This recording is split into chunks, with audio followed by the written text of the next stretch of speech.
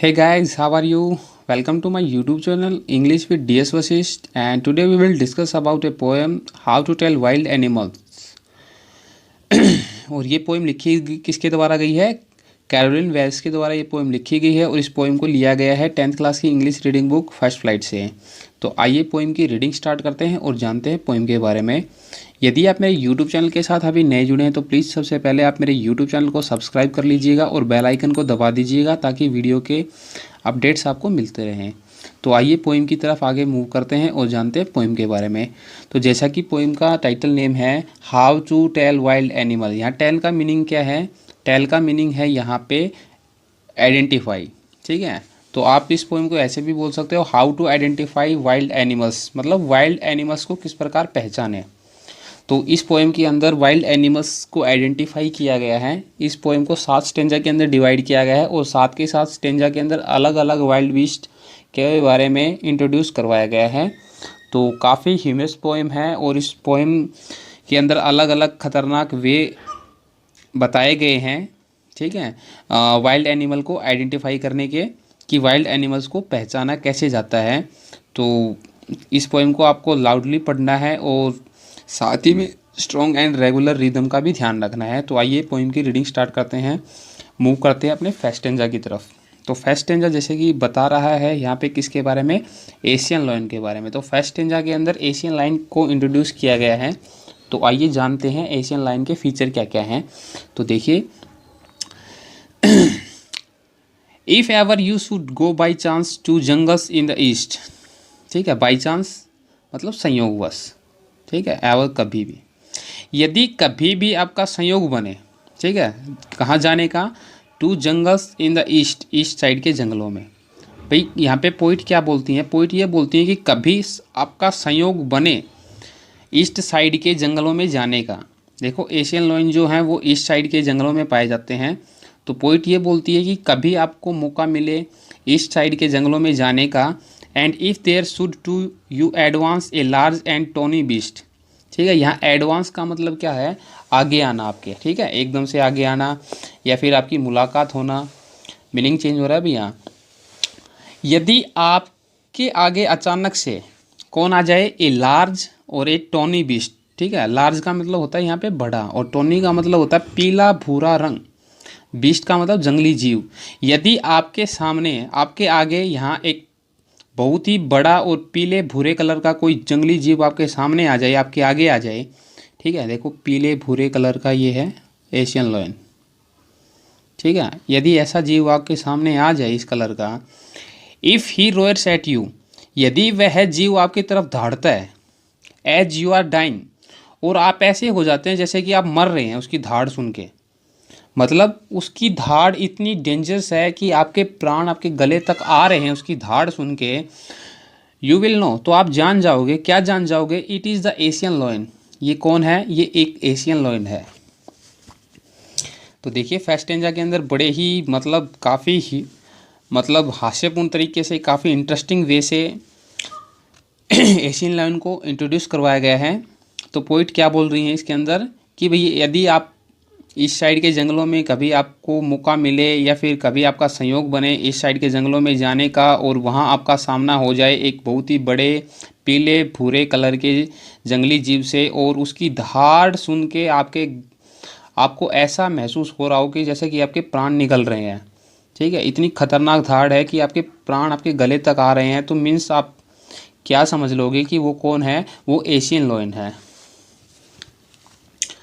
तो आइए अपने सेकंड स्टेंजा की ओर मूव करते हैं। सेकंड स्टेंजा में किसको इंट्रोड्यूस करवाया गया है? यहाँ पे बंगाल टाइगर को इंट्रोड्यूस करवाया गया है। तो इसमें क्या बोलती हैं पोइट, आइए जानते हैं बंगाल टाइगर को कैसे आइडेंटिफाई किया जाता है। सेकंड स्टेंजा के अंदर इसी बारे में डिस्कस कर रखी है। तो देखिए, और इफ़ सम टाइम, यदि कभी, वैन रोमिंग राउंड। ठीक है, रोमिंग का मतलब घूमते हुए, राउंड का मतलब इधर उधर। ठीक है, कभी इधर उधर घूमते time, a noble wild beast. ठीक है, नोबल का मतलब होता है रॉयल। ठीक है, वाइल्ड जंगली, बीस्ट जंगली जीव। ठीक है, ग्रीट्स मतलब स्वागत करता है, सम्मान करता है यू आपका। भाई पोइट क्या बोलती हैं? यदि कभी आप घूम रहे हैं इधर उधर घूमते टाइम अचानक से आपके सामने आ जाता है। यहाँ पे ग्रीट्स का मीनिंग चेंज हो रहा है अभी, ठीक है। वाइल्ड एनिमल्स कभी ग्रीट नहीं करते किसी का भी, लेकिन यहाँ पे काफ़ी इंटरेस्टिंग वे में इस चीज़ को शो किया गया है। ग्रीट्स का मतलब यहाँ आप ये लगा के चलिए कि एकदम से सामने आ जाना, ठीक है। स्वागत करना मीन्स एकदम से आपके सामने आ जाना, आपका एनकाउंटर हो जाना। किसके साथ में एनकाउंटर हो रहा है? एक रॉयल जंगली जीव के साथ में अगर आपका सामना हो जाता है। कब? जब आप इधर उधर घूम रहे हैं वहाँ। विद ब्लैक स्ट्राइप्स, ठीक है। ब्लैक स्ट्राइप्स का मतलब होता है काली धारियाँ on a yellow ground. Yellow ground का मतलब पीले बैकग्राउंड के ऊपर। देखो यहाँ येलो ग्राउंड का मीनिंग अलग है भाई। येलो ग्राउंड का मतलब यहाँ पे उस टाइगर की स्किन से है, ठीक है। मतलब उस टाइगर की स्किन कैसी कलर की है? येलो कलर की है। येलो कलर के ऊपर काली धारियों के साथ में, ठीक है। भाई पॉइंट यहाँ क्या बोल रही हैं कि यदि आप मतलब कभी आप घूम रहे हैं यहाँ इधर उधर और आपका सामना एक ऐसे रॉयल जंगली जीव से हो जाए, ठीक है, अचानक आपके सामने आ जाए जिसके शरीर के ऊपर, ठीक है, जिसके पीली चमड़ी के ऊपर काली धारियाँ हैं। तो देखिए पीली चमड़ी के ऊपर काली धारियाँ देखिए, जैसा कि पिक्चर में दिखाया गया है, ठीक है। जो टाइगर है उसके जो स्किन है उसके ऊपर मतलब काली धारियाँ दे रखी हैं, ठीक है। येलो बैकग्राउंड के ऊपर ब्लैक स्ट्राइप्स दे रखी हैं। तो इस डिज़ाइन का, इस कलर का अगर जीव आपके सामने आ जाता है, आपका स्वागत करता है, तो जस्ट नोटिस, तो ध्यान दें, इफ़ ही ईट्स यू, यदि वह आपको खाता है, मतलब आपको देखते ही अगर वो आपको खाने को दौड़ता है, ठीक है, आपको खाता है, तो दिस सिंपल रूल में हेल्प यू लर्न। तो ये साधारण सा एक नियम है जो आपकी मदद कर सकता है ये चीज़ सीखने में, इस चीज़ का पता लगाने में। क्या? द बंगाल टाइगर टू डिसन, ठीक है, कि इसकी पहचान किस किस रूप में होती है? बंगाल टाइगर के रूप में, कि ये बंगाल टाइगर के रूप में पहचाना जाता है। मीन्स ये एक बंगाल टाइगर है। तो सेकंड स्टेंजा में बड़े ही इंटरेस्टिंग वे में बताया गया है बंगाल टाइगर को कैसे आइडेंटिफाई किया जाए। देखिए एक बार मैं ब्रीफली इसके बारे में डिस्कस कर लेता हूँ। क्या बताया गया है? यदि आप कभी इधर उधर घूम रहे हैं और अचानक से एक रॉयल जंगली जीव आपका स्वागत करता है, मीन्स आपके सामने अचानक से आ जाता है, जिसकी बॉडी, ठीक है, येलो बॉडी के ऊपर काली धारियां हैं और आपको देखते ही मतलब आपको वो मतलब खाने की कोशिश करता है, ठीक है, आपको खाता है। तो ये एक साधारण सा रूल है, मतलब उसको पहचानने का। क्या क्या रूल है? कि ये एक बंगाल टाइगर है। आप इन्हीं हरकतों से, इन्हीं फीचर से आप पहचान लीजिएगा कि वो एक बंगाल टाइगर है। तो आइए अपने नेक्स्ट स्टेंजा की ओर मूव करते हैं और जानते हैं यहाँ पे किसको इंट्रोड्यूस करवाया गया है। यहाँ पे इंट्रोड्यूस करवाया गया है लेपर्ड को, ठीक है। तो देखिए लेपर्ड के फीचर्स क्या हैं और कैसे हम उसको आइडेंटिफाई करें, तो इस स्टेंजा के अंदर इसी बारे में डिस्कस किया गया है। तो आइए स्टेंजा की ओर आगे मूव करते हैं। देखिए इफ़ स्ट्रॉलिंग फॉर्थ, ठीक है, स्ट्रॉलिंग का मतलब होता है वॉकिंग कैजुअली, मीन्स टहलना। यदि टहलते टाइम, फोर्थ आगे की तरफ, ठीक है, यदि आप आगे की तरफ टहल रहे हैं और अचानक से आपके साथ में क्या होता है? ए बीस्ट यू व्यू, ठीक है, एक जंगली जीव आप देखते हैं। व्यू मीन्स देखना। यदि आप कभी मतलब आगे की तरफ टहल रहे हो और उस दौरान आप एक जंगली जीव को देख लें, हुज हाइड, यहाँ पे हाइड का मीनिंग चेंज हो रहा है। हाइड का मतलब यहाँ स्किन, जिसकी स्किन विद स्पॉट्स, ठीक है, धब्बों से, इज पेपर्ड, पेपर्ड का मतलब होता है काली मिर्च नुमा, ठीक है, धब्बेदार।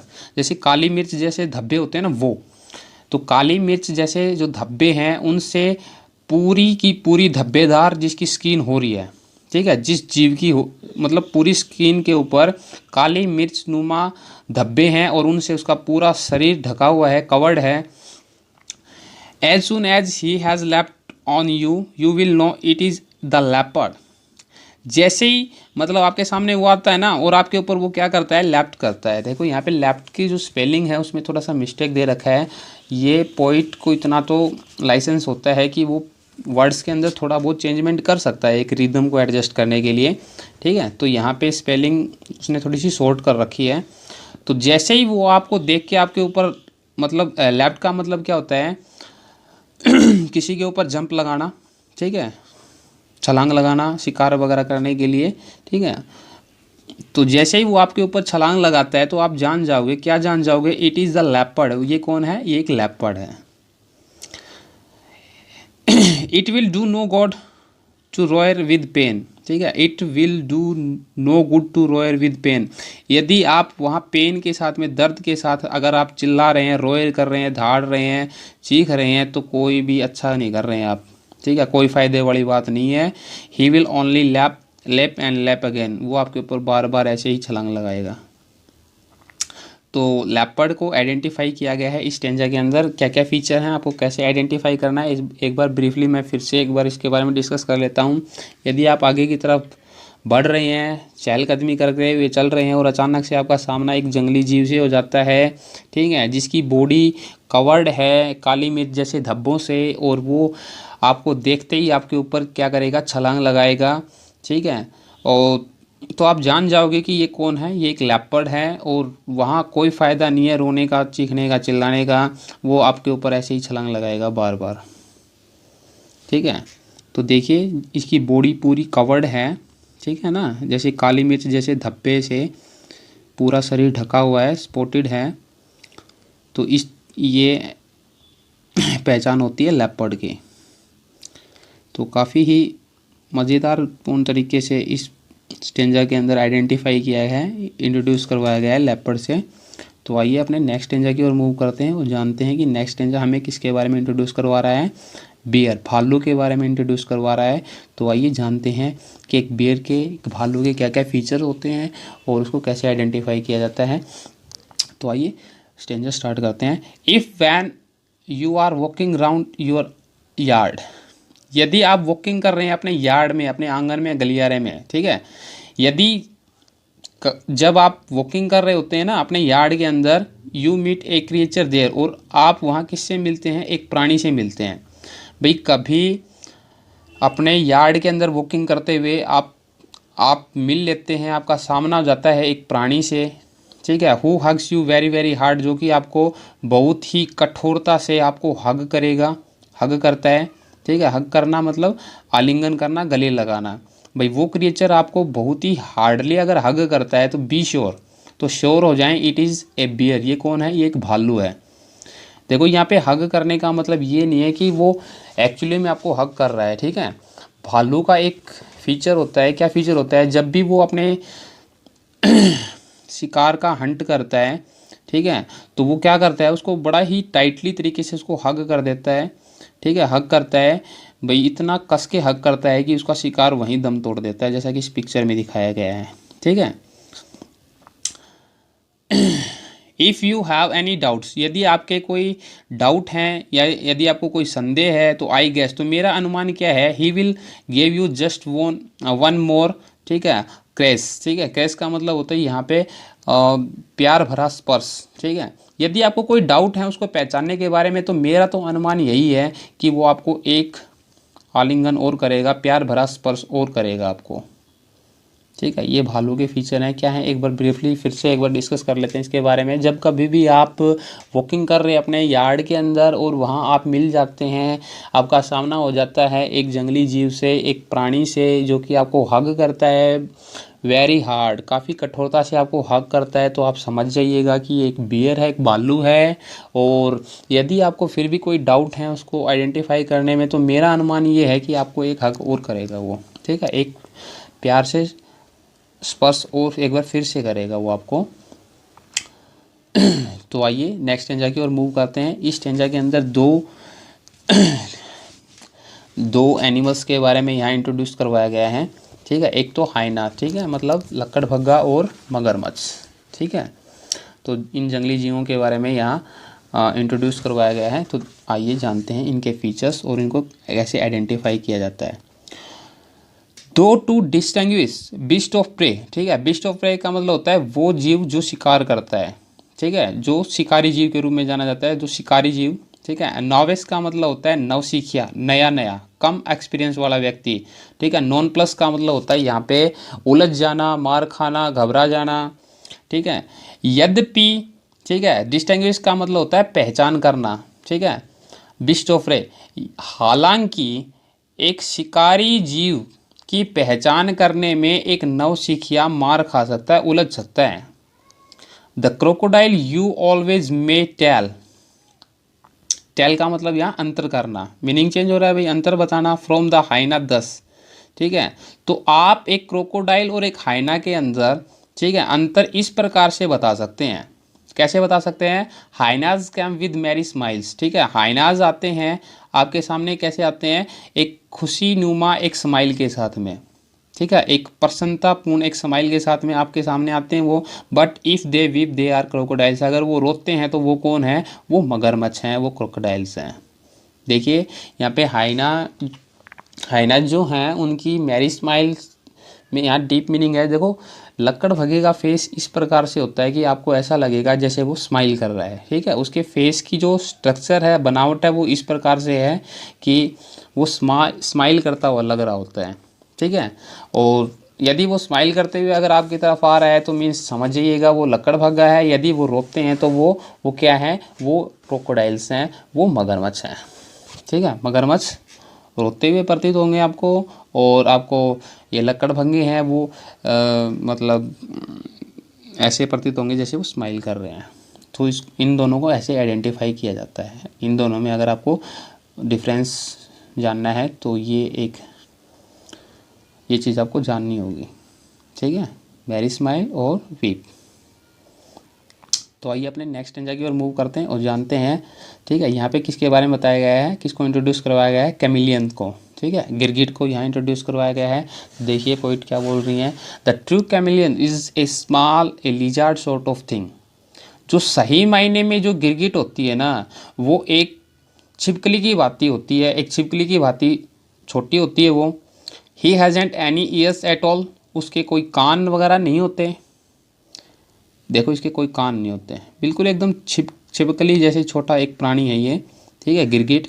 और इसका न तो कोई कान होते हैं, नॉट ए सिंगल विंग, और एक पंख तक नहीं होता इसकी बॉडी के ऊपर। न तो इसकी बॉडी पे कोई पंख होता है, न इसके कोई कान होते हैं।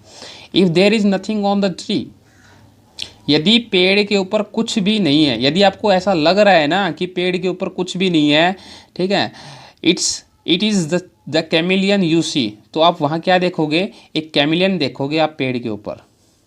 देखो यहाँ पे पेड़ पे कुछ न होने का मतलब, भाई पोइट ये बोल रहे हैं पेड़ पे कुछ नहीं है, तो ये समझ जाइएगा कि वहाँ क्या है। आप वहाँ किसको देखोगे, कैमिलियन को देखोगे आप, वहाँ गिरगिट को देखोगे।